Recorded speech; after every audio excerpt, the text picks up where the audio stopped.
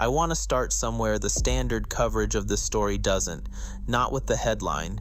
Mysterious wave baffles scientists is the version most people encountered, and most people filed away as a curiosity. I want to start with the seismogram itself, and with one question that kept pulling me back: how does something circle the entire planet, get recorded by instruments on every continent, and get noticed by exactly one person? In November 2018, the Earth produced a seismic signal that had never been recorded before at global scale. It circled the planet. It lasted 20 minutes. It was detected by instruments on every continent. And the global scientific monitoring apparatus, the seismograph networks maintained by governments, universities, and international agencies, generated 0 alerts. The event was noticed by one person. Anonymous, no credential, no affiliation. They were looking at a publicly available real-time display on the internet and saw a pattern that shouldn't exist. What they saw was this: a seismogram trace from Kilauea and Bogo, Kenya, showing a single clean wave, repeating every 17 seconds for more than 20 minutes. A monochromatic signal, one frequency. No earthquake in recorded history had ever produced anything like it. Göran Ekström, seismologist at Columbia University's Lamont Doherty Earth Observatory, a specialist in unusual earthquake types, said, "I don't think I've seen anything like it." That is not a media soundbite, that is a technical assessment. This is what happened, and this is what it means. Mayotte is not the kind of place that appears in geology textbooks. It is a small French overseas territory, an archipelago of volcanic islands sitting in the Mozambique Channel between the eastern coast of Africa and the northern tip of Madagascar. The islands formed entirely through volcanism. The last eruption was more than 4,000 years ago. In living memory, in recorded history, nothing had shaken it. The seafloor maps of the surrounding region were sparse.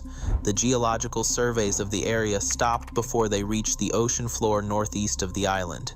Mayotte had 3 seismic monitoring stations maintained by the BRGM, France's official geological survey.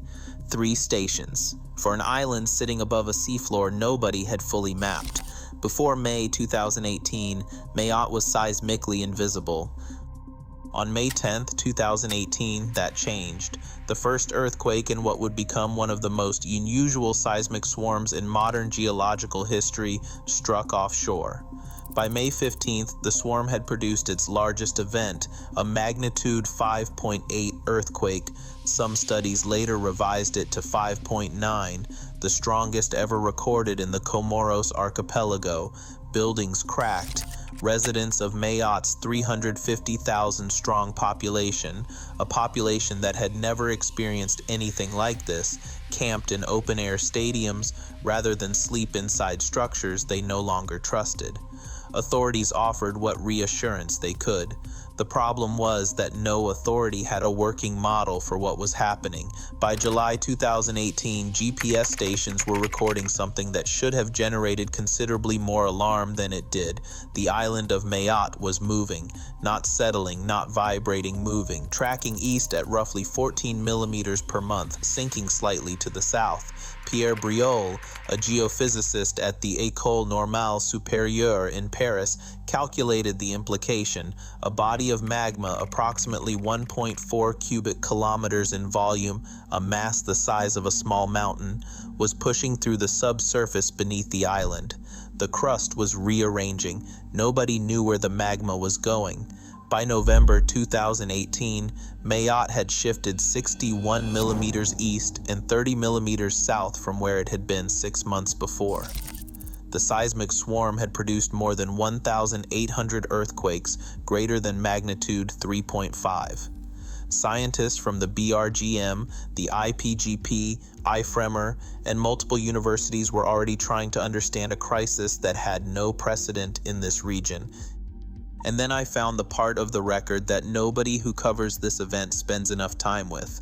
At 0928 UTC on November 11, 2018, something else entirely began.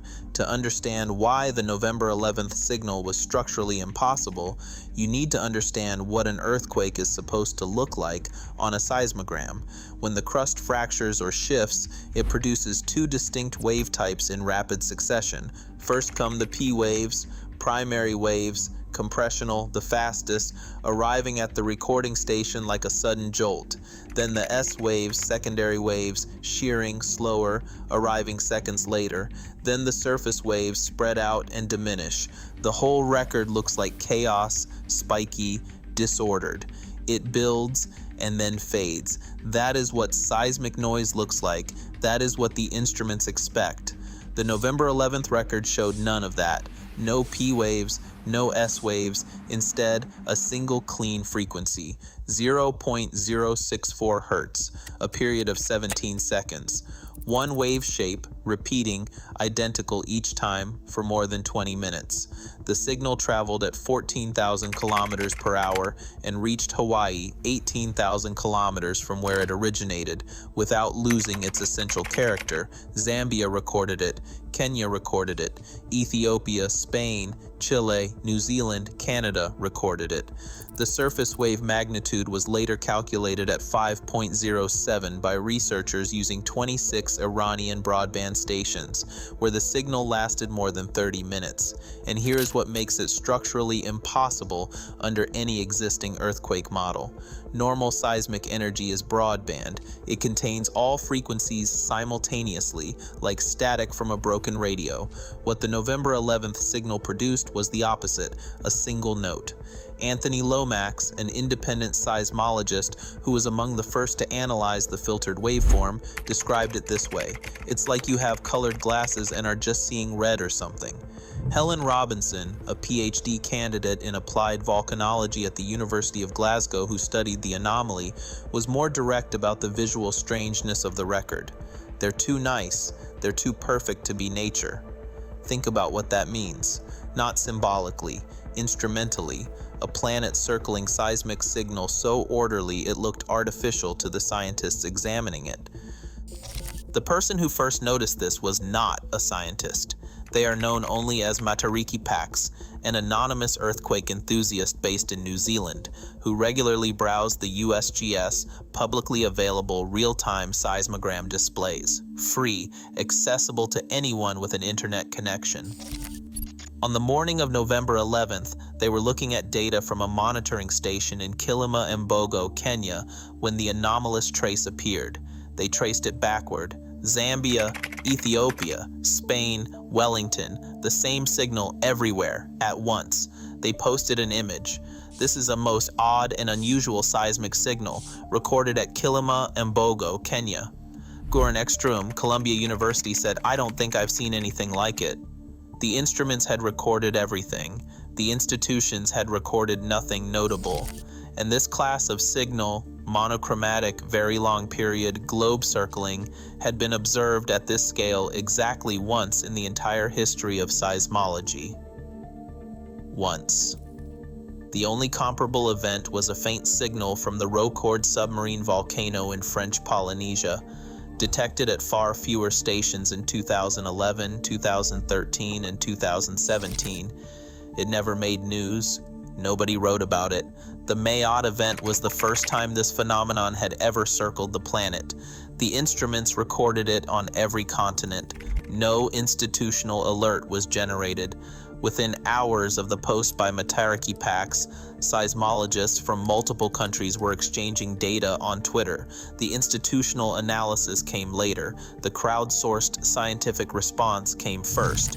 Anthony Lomax posted his hypothesis, volcanic origin, before any governmental geological survey had filed an official statement. The BRGM eventually confirmed it. The November 11th signal was, in their words, characteristic of volcanic phenomena. Nicholas Tylefer, head of BRGM Seismic and Volcanic Risk Unit, was candid about the novelty. "It's something quite new in the signals on our stations." The leading explanation that emerged from the weeks of analysis that followed was resonance. Jean-Paul Ampuero, a seismologist at the Université Côte d'Azur, offered the most accessible description of what the resonance hypothesis actually means in physical terms. It's like a music instrument. The notes of a music instrument, whether it's grave or very pitchy, depends on the size of the instrument. The hypothesis is this: somewhere beneath the seafloor northeast of Mayotte, a magma chamber was oscillating, collapsing, or resonating under pressure, and the Earth's crust was vibrating in response. Like a struck bell, like a very large, very slow bell, ringing at 0.064 hertz, too low for any human body to register for more than 20 minutes. Helen Robinson at Glasgow was direct about the limits of that explanation. It is very difficult, really, to say what the cause is. The resonance hypothesis is coherent. It fits the radiation pattern. The peer-reviewed literature supports a vertical CLVD source mechanism, a compensated linear vector dipole, a signature characteristic of volcanic fluid movement. What it does not do is close the question. The precise physical process, magma chamber collapse, sill resonance, caldera oscillation, remained an active research question in the most recent literature available. Now I need to take you to Hawaii. Same year, different ocean, same class of event.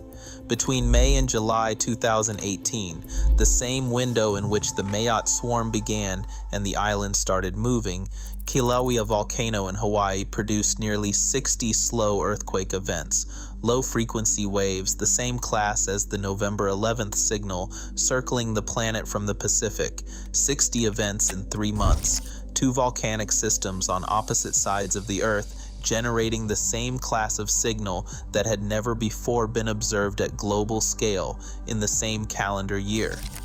The Mayotte swarm and the Kilauea sequence overlap precisely in time. The connection between them has not been fully investigated.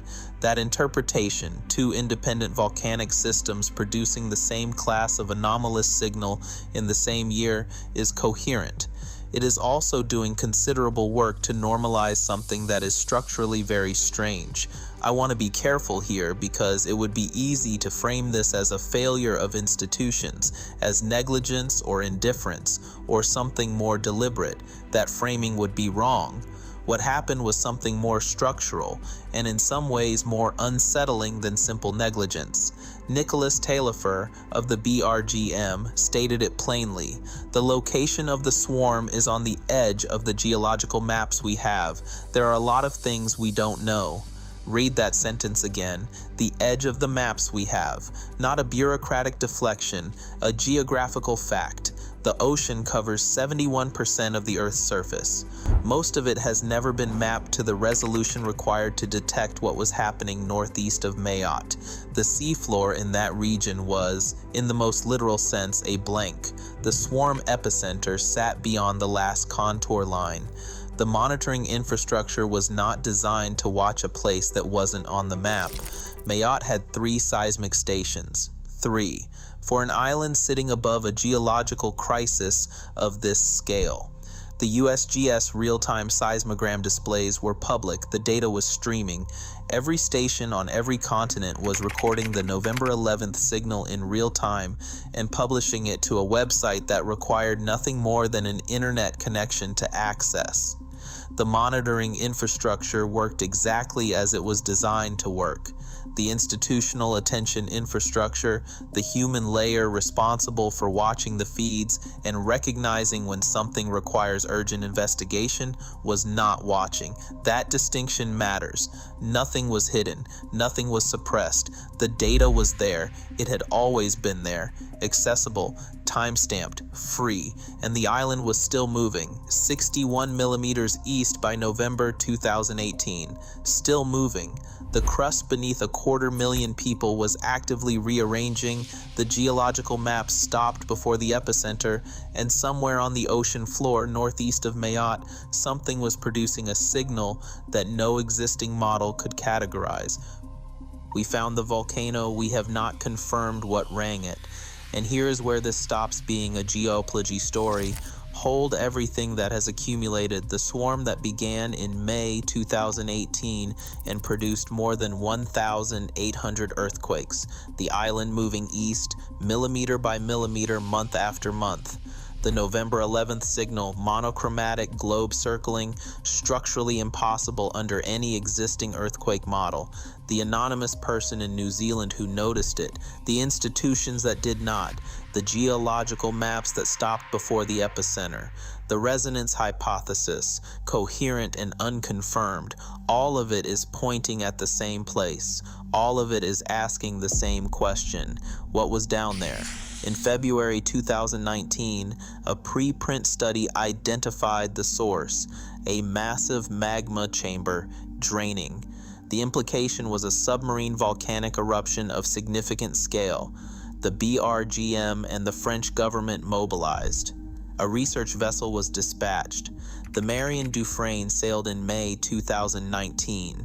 The ship carried bathymetric sonar, equipment capable of mapping the shape of the seafloor at high resolution. The team, co-led by Nathalie Feuillet of the Institut de Physique du Globe de Paris and Stefan Jory of IFREMER, pointed the sonar at the ocean floor northeast of Mayotte at a depth of 3,500 meters, pitch black down there, 350 atmospheres of pressure, a place the maps had never reached. The sonar pinged, the reading came back, there was a shape on the seafloor that was not supposed to be there, a cone, 800 meters high, 2 kilometers in diameter, rising from the floor of an ocean basin that every previous survey had shown as flat. A mountain, on the seafloor, that was not on any map, and still rising from its summit, a plume of fluid and particles, 2,000 meters tall, drifting upward through the dark.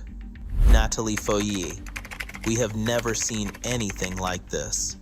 It was a volcano, a new volcano, born in 2018, in the months before November 11th, growing in silence at the bottom of an ocean nobody was mapping, producing a signal that circled the planet and was noticed by one person on Twitter.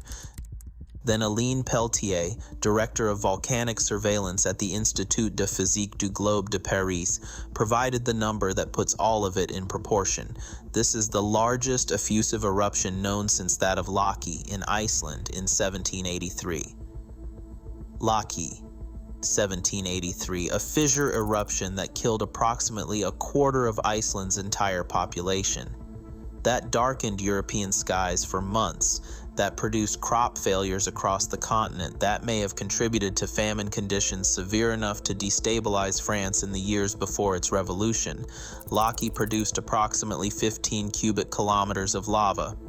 Fani Maoré, the name given to the new volcano, meaning sea flower in the Mahore's language, produced 6 to 6.5 cubic kilometers at peak effusion rates of 400 cubic meters per second.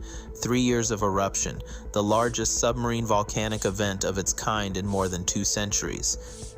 And the seismogram that announced it looked like this, a clean sine wave repeating every 17 seconds for 20 minutes on a free public website that one anonymous person happened to be watching. Helen Robinson's words have stayed with me. They're too nice, they're too perfect to be nature. One image, one signal, the viewer understands immediately. This should not exist. I want to be precise about where I'm landing. I'm not saying this was hidden. I'm saying something happened, something the instruments caught, something that circled the planet, something of a scale not seen since 1783, and the only reason anyone knew to look was because a person with no credential happened to be watching a free website. The magma chamber resonance hypothesis, the CLVD source mechanism, supported by the radiation pattern analysis in the peer-reviewed literature, is the leading explanation for what produced the November 11th signal. It remains unconfirmed. The precise physical process is still an active research question. The volcano has been found. What rang it has not been settled. A new volcano was born on the ocean floor, the largest in 235 years, and the way we found out was someone on Twitter noticed a zigzag. The volcano was mapped. REVO-SEMA, France's permanent volcanic and seismic monitoring network for Mayotte, was established specifically to monitor what no monitoring network had previously covered. As of 2025, more than 33 oceanographic campaigns have been conducted. The eruption is confirmed to have ended around January 2021. Fani Maoré is not considered extinct. The island of Mayotte has moved 24 centimeters east. It has subsided 19 centimeters. By October 2019, the subsidence was enough to cause coastal flooding in the lowest lying neighborhoods, seawater entering places it had never entered before, drainage systems backing up, the waterfront geography of 250,000 people's homes quietly, permanently altered. In 2018, researchers identified 2 active CO2 emission sites on the seafloor around the volcanic structure. By 2024, that number was 23. This is not a concluded chapter. The class of signal produced on November 11th has been observed globally exactly twice in the history of seismology. If it happened again tomorrow in a different ocean, above a different unmapped seafloor, the instruments would record it. The monitoring infrastructure would work exactly as designed. And the question, again, would be whether anyone was watching. The seismogram is still there. The USGS displays are still public. The feeds are open right now, streaming data from stations on every continent, from ocean floors that are mostly still blank on the maps we have. The data exists. It always has. The question is not whether the instruments are recording. The question is whether anyone is watching.